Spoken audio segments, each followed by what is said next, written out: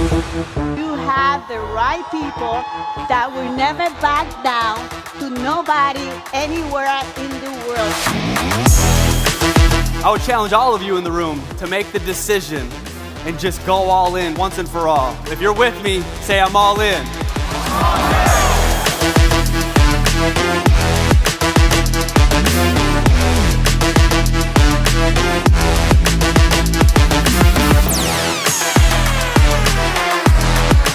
You take this energy that you're experiencing right now, you bring it back to your country, you bring it back to your people.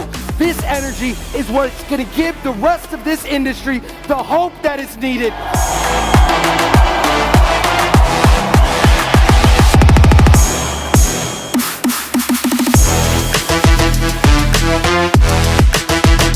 Say this with me. I will win!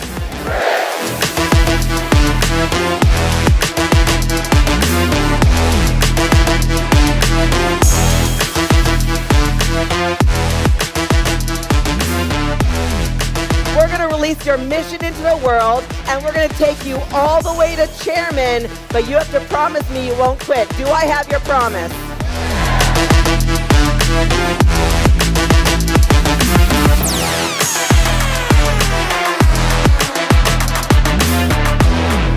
How can you create something different? How can you move a different way than others are moving? And that's where disruption comes from.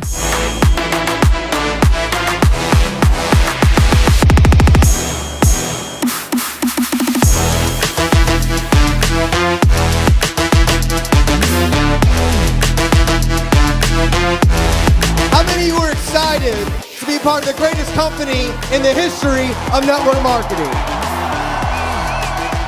The more humble you are, and the more you care about people, truly care, that they show the love. That is the real success, my family. That is the real success.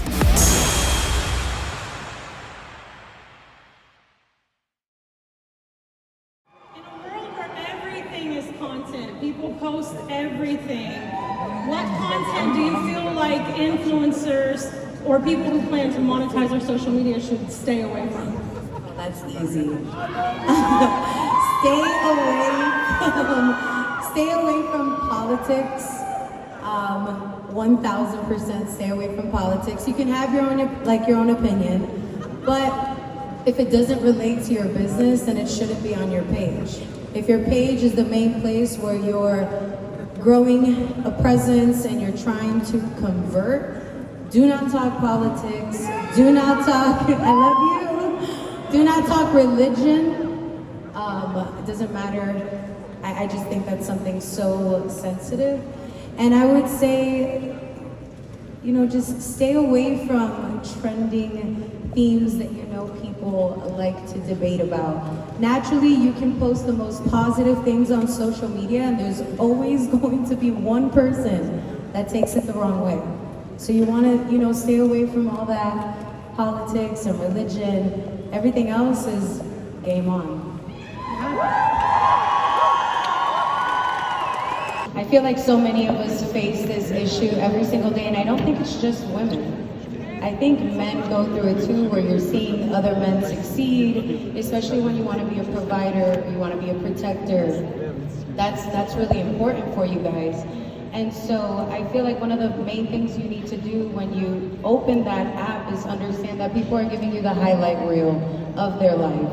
Everything is edited. And I'll be the one to tell you, there's going to be some type of editing to every picture, post, reel. So take everything with a grain of salt. Don't compare your full story where you have the context of your troubles, your problems, and compare it to a clip of somebody else's life and deem theirs better than yours. So mental clarity and that perspective when you're on social media, to not let it distort you, is very, very important. And I think also, you know, taking control over what you consume.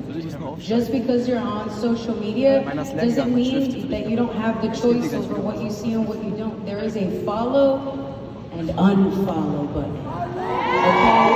And that, I feel like we should start getting more comfortable with that unfollow button, that delete button, that block button, because not everybody is ready for this type of energy. You only hear and you only see what you are prepared to see and hear.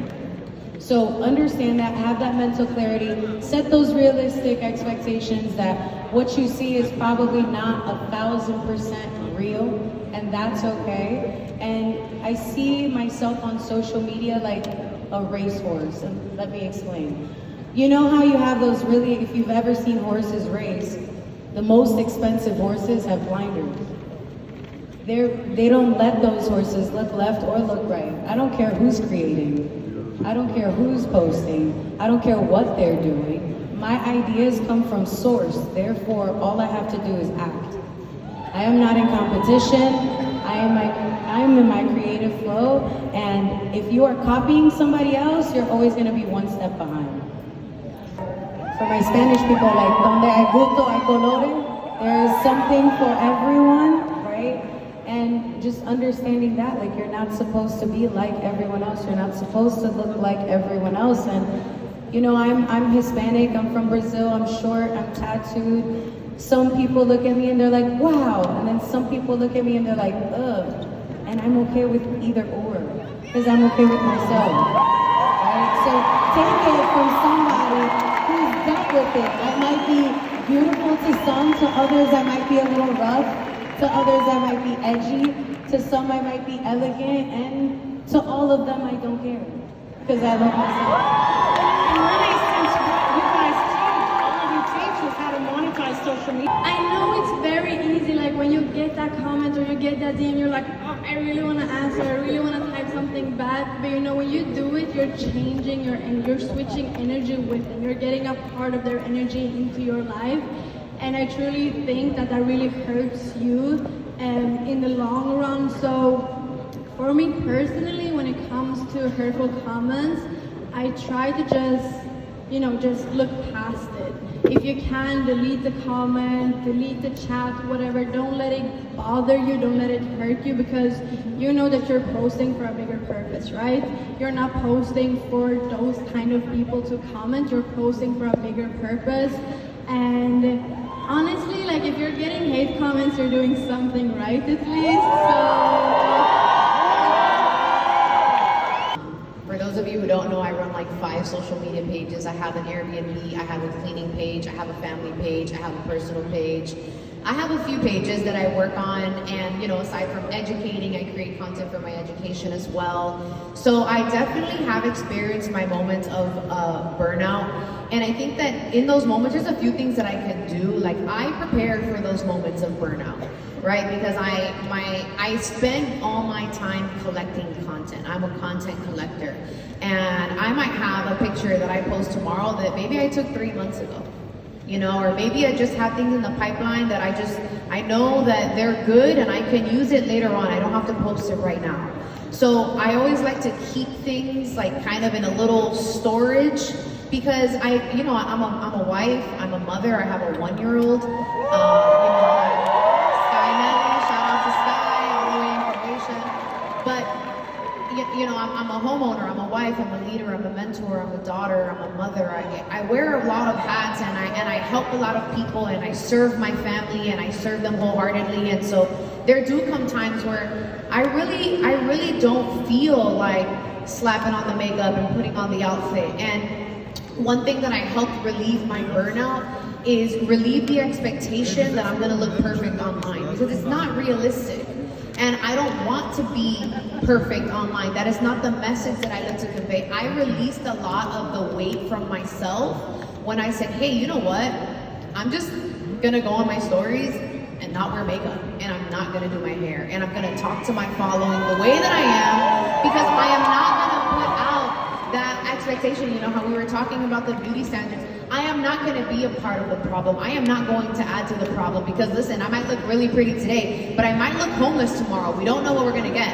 And when I told myself that it is okay to show that to people and let people see that it is normal, because that's what's relatable. All of us are the same. None of us are looking glammed up 24/7. Not, you know, men, sometimes we take a few days too long to shave. Like, it's okay. You know, the more that you show your audience, the real side of you, who you really are, the less of an expectation you're putting on yourself. So I have my content that I'm constantly collecting. I set the proper expectations for myself and for my following. And lastly, you guys, in the moments of burnout, there's never gonna be a shortage of content. There never will be a shortage of content. You have a picture somewhere on your feed that you posted a year ago, 3 months ago, 4 months ago, 5 months ago, and it was a great image and it performed very well. Simply repurpose it. People overthink social media way too much. We think that every single picture needs to be a specific moment. We think that every single caption has to be the most meaningful and heartfelt thing. It is okay to give yourself a break when you're going through the burnout, because what I do know is that if you're currently burnt out and you continue burning yourself out, you're gonna waste yourself out of the game. And that's what you don't wanna do. So give yourself grace, have some sort of content as a backup, you know, set the proper expectations for yourself and your following, and, you know, just make sure that you're going ahead and you're repurposing content that has worked in the past, because all those new followers that you have, that new audience that you've been growing, they don't know the old you. And it's okay for you to resurface that so that you can know, so that they can know who you really are. For grow very fast, and I hate the platform, but it's for like create viral content very good. It's TikTok. Like it's true, like, but my favorite is like still like Instagram. It's like it depends what you want, like, you know, like because both platforms have a huge potential, and both platforms need like attention, also like content.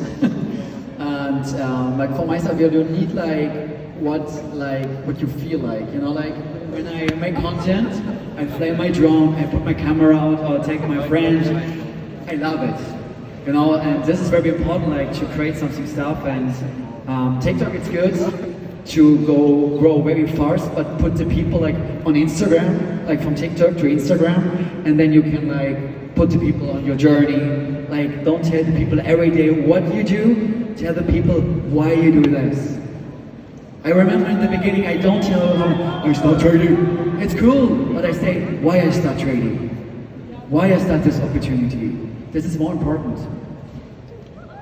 Thank you. I really like it. No, I would say TikTok as well, because when I started social media, when I started taking social media serious, it was because of this business, right? And TikTok is such an easy platform to go viral on, because it doesn't depend on how many followers you have or something like that. Like, I've seen people have 1 million views having 500 followers, 1,000 followers. So I think it works really good, and it's really easy, creates a lot of content, I would say, because you can keep it short, you can keep it in other forms as well.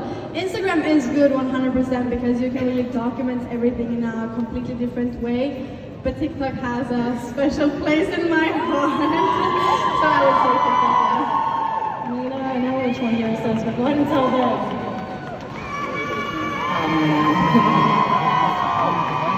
Okay, so I'll give you a few answers, because it all depends on objective. I never do things on what I feel like or what I think will be good. I love you! I think that you should focus on wherever your people are at. So go wherever your people are at. For example, I'm 29, and my people are on Instagram.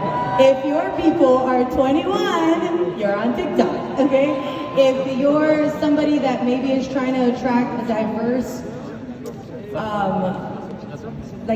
teammates, which I think is the best thing to do. You want some, I don't want to say older, you want more wiser people on your team, right? Then you want to even look at LinkedIn, because it's a great place to communicate with people that have already relatability in separate fields. And Facebook, obviously, is just a great place to get a topic going. Right, so I don't think that Facebook has an age group, even though people think it's an old platform. I think that Facebook has done a great job at evolving, and if you want to get a big group of people in one space very, very quickly, Facebook groups is the place to do it. But as far as business goes, converting, Instagram, and if you really are like me and you like to play in the mud, get your hands on YouTube.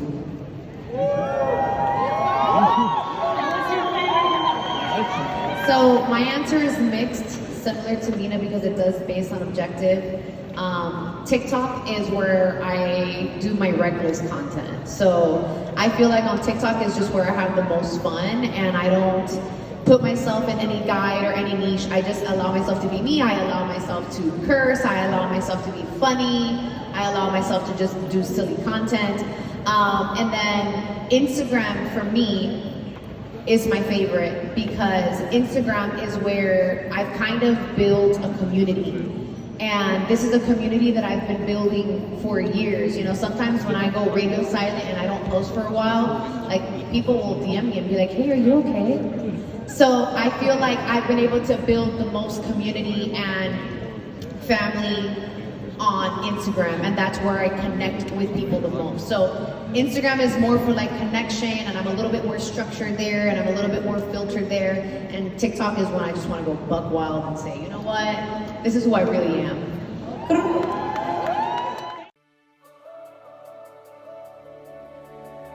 Welcome to I Am Mastery Academy. I Am Mastery Academy sells digital educational products and services focused on the teaching of skills and understanding financial markets and the e-commerce sector. The content is delivered online primarily through live interactive video and supported by a library of pre-recorded and app-based content. I Am Mastery Academy was formed in 2013 by Chris Terry and Isis Terry to offer learning and education opportunity to adult students on a subscription model. I Am Mastery Academy's objective is to provide its customers with accessible and interactive training to enable them to develop skills they could apply to their own trading. Initially, I Am Mastery Academy focused on financial markets education, but has since expanded its scope into learning modules that cover other areas such as social media, personal development, and e-commerce. The primary I Am Mastery Academy products are learning modules known as courses. There are 5 distinct courses that are offered to customers to purchase via the IAM.Academy website: foreign exchange, stocks and cryptocurrency, e-commerce, social media, and personal development. The content of each course is delivered by interactive online sessions with I Am Mastery Academy trainers called educators via a service which is called Go Live. Each Go Live session is offered on multiple days and at various times to accommodate students in different time zones. Students can also access a library of pre-recorded video modules for each course, which is also available on mobile devices via the I Am Academy app. In addition, I Am Mastery Academy offers travel life experiences. This travel benefits membership program is not an educational product, but gives members access to discounted travel and experiences, including themed educational trips. I Am Mastery Academy does not engage in providing trading signals, offer investment advice, or provide trading facilities, nor does I Am Mastery Academy refer business to investment brokers or recommend firms of brokers to its Academy customers. I Am Academy, therefore, has no information on how students invest or trade or whether they make a profit or loss in their trading activities. I Am Academy uses a multi-level marketing program involving independent business owners or IBOs to sell its online educational services. Customers who are not part of the multi-level structure pay subscriptions for educational services. Commissions are paid only on customer subscriptions. No commissions are paid for recruitment or from any fees paid by participants in the multi-level program. All I Am Mastery Academy IBOs are self-employed, independent contractors and are not employees. As such, they do not receive a salary and are paid only on the customer sales they make or their sales teams make.